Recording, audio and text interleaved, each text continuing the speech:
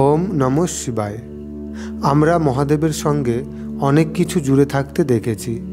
এরা প্রত্যেকেই মহাদেবের এক একটি বিশেষ অলঙ্কার, আর এই অলঙ্কারগুলি বিশেষ বিশেষ গুণের প্রতীক।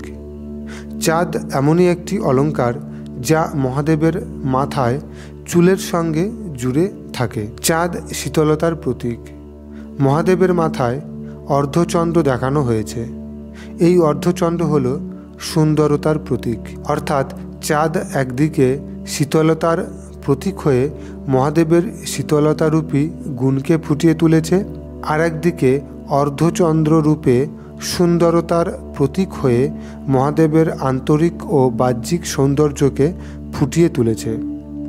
বর্তমান যুগে যেখানে সবাই বিকারগ্রস্ত, ক্রোধী, ভীতু, অহংকারী, স্বার্থপর, আর মহাদেব ভগবান শিবের সঙ্গে যোগযুক্ত হয়ে তার থেকে উচ্চমানের জ্ঞান ধারণ করার পরও তার মধ্যে কোনো অভিমান নেই, বরং চাঁদের মতো শীতল।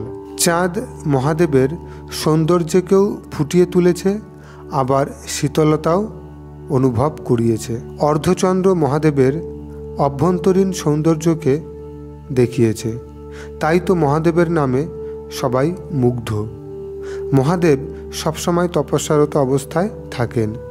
যখন কেউ এমনভাবে তপস্যারত অবস্থায় থাকেন আর উচ্চমানের জ্ঞান ধারণ করেন, তখন তার মধ্যে ইনার বিউটি বা আন্তরিক সুন্দরতা জাগ্রত হয়। আর আন্তরিক সুন্দরতা জাগ্রত হলে বাইরের সুন্দরতা এমনিই ফুটে ওঠে।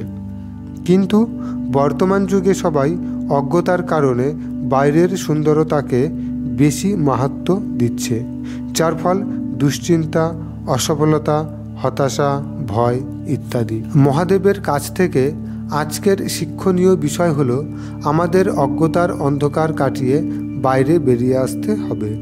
বাইরের সুন্দরতা না দেখে আন্তরিক সুন্দরতাকে জাগ্রত করতে হবে। আসরিক অবগুণগুলি ত্যাগ করে মহাদেবের মতো অর্ধচন্দ্রকে অলঙ্কার রূপে ধারণ করতে হবে।